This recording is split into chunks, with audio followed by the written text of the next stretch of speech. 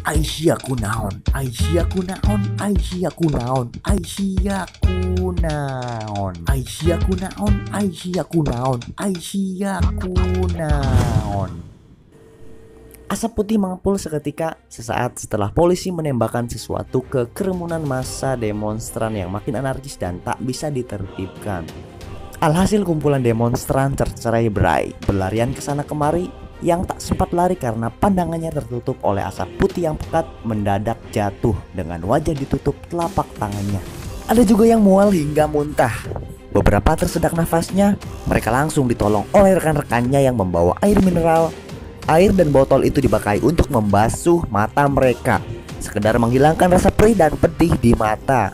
Itu efek dari senjata pengurai massa yang dikenal dengan nama gas air mata atau tear gas. Senjata ini benar-benar efektif untuk membubarkan massa di lapangan saat demonstrasi. Bahkan di kala perang, entah perang kota atau perang di medan terbuka, dijamin para prajurit bakal tak mempedulikan komandannya atau atasannya jika diserang senjata gas air mata ini. Lalu, bagaimana sejarah ditemukannya senjata gas air mata? Ini dia. Yuk, langsung saja check it out.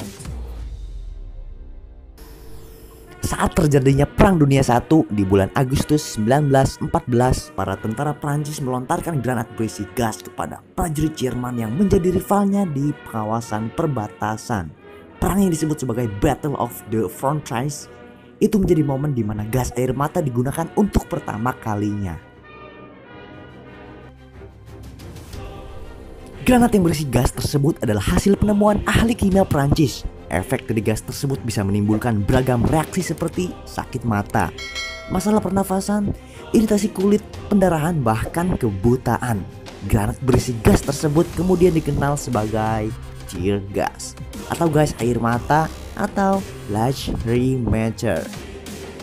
Bahan utama dalam gas air mata adalah halogen sintetis berbentuk cairan yang bisa bereaksi menjadi uap berasap tebal.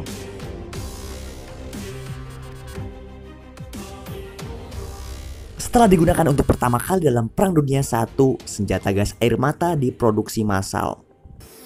Amos Frisch, pemimpin dari Chemical Welfare Service US Army, mengembangkan teknologi agar gas air mata bisa digunakan tak hanya di medan perang. Dia ingin senjata gas air mata bisa dipakai dalam kondisi darurat di mana saja. Dia pula yang membayar pengacara dan pebisnis untuk membuat pasar komersial gas air mata dan mempublikasikannya lewat media massa.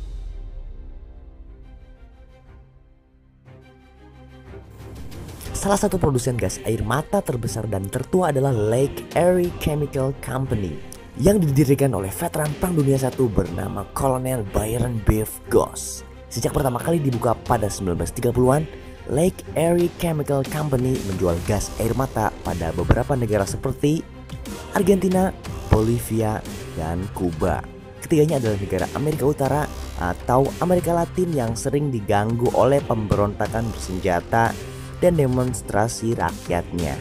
Pada Perang Vietnam, tentara Amerika Serikat menembakkan gas air mata pada terowongan-terowongan Viet Cong yang tersebar di mana-mana seperti lubang-lubang tikus yang terhubung kemana-mana. Strategi menggunakan gas air mata ini terbukti bisa memaksa tentara Vietnam Utara yang sering disebut juga dengan Viet Cong keluar dari persembunyiannya. Dan begitu keluar dari lubang, maka tentara-tentara Amerika Serikat dengan mudah memberondong mereka dengan senjata otomatis.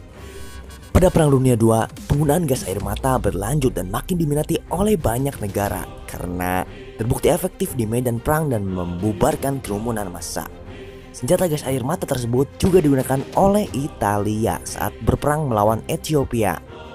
Tentara Spanyol menggunakannya juga di Maroko, sementara Jepang menggunakan gas tersebut untuk menguasai Cina dan menundukkan rakyat Cina. Sebaliknya, di negara Amerika Serikat sendiri, para demonstran yang menolak perang Vietnam juga menghadapi serangan gas air mata yang dilontarkan oleh polisi federal. Kini, setelah kemunculannya pertama kali yang sudah lebih dari 100 tahun, gas air mata belum ada pengganti yang dinilai efektif untuk menghalau massa. Gas air mata jarang bisa mematikan, terkecuali yang terkena serangan memang mempunyai penyakit bawaan seperti asma alergi, dan lain-lain. Dan Amnesty International sendiri telah memasukkan gas air mata ini sebagai bagian dari barang perdagangan internasional yang membahayakan. Pada dasarnya, gas air mata tersimpan aman dalam sebuah tabung. Dan tabung yang berisi gas air mata ini bisa digunakan dengan cara disemprot, ditembakkan dengan senjata pelontar, maupun dengan dilempar seperti granat. Untuk gas air mata jenis tembak atau lontar, selongsong gas air mata panjangnya hanya sekitar 10 cm atau sebesar ukuran telapak tangan orang dewasa. Benda ini seperti peluru ditembakkan melalui pistol pelontar. Senjata pelontar gas air mata atau disebut juga senjata flashball secara efektif mampu melontarkan peluru gas air mata hingga jarak 50 meter. Namun, bisa juga mencapai jarak 90 meter tergantung jenis senjata lontar yang digunakan.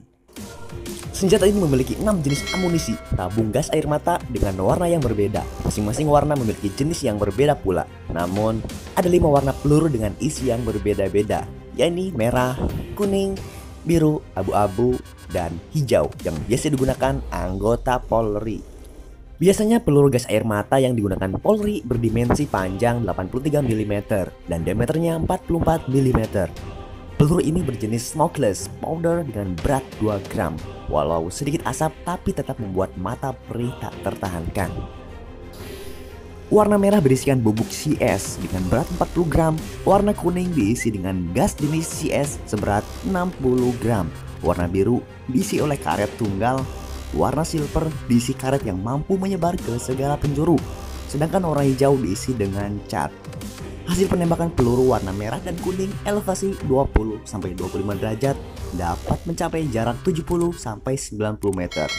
Dengan waktu delay ledak 3-5 detik. Peluru meledak 5-8 meter di atas permukaan tanah dengan sebaran powder mencapai 6 meter. Suara ledakan dari peluru ini memang dibuat cukup keras dengan tujuan memberikan shock therapy kepada massa yang melakukan unjuk rasa. Jarak efektif untuk menembakkan peluru biru, silver, dan hijau adalah 15 meter. Pindad sebagai produsen pembuat senjata dalam negeri telah memproduksi sendiri peluru gas air mata tersebut. Pembuatan peluru ini adalah hasil kerjasama Puslitbang Polri dengan PT Pindad. Khusus untuk warna merah dan kuning biasanya digunakan oleh Dalmas Polri. Selain peluru rontal tersebut, Pindad juga memproduksi granat gas air mata. Dalam mengatasi demonstrasi mahasiswa dan pelajar akhir-akhir ini, Polri menggunakan peluru gas air mata buatan dalam negeri karena kita memang telah mampu untuk membuatnya sendiri. Jadi berapapun kebutuhannya, PT Pindad mampu menyediakan. Lalu masih mau demo, rusuh, dan anarkis? Siap-siap menikmati gas air mata.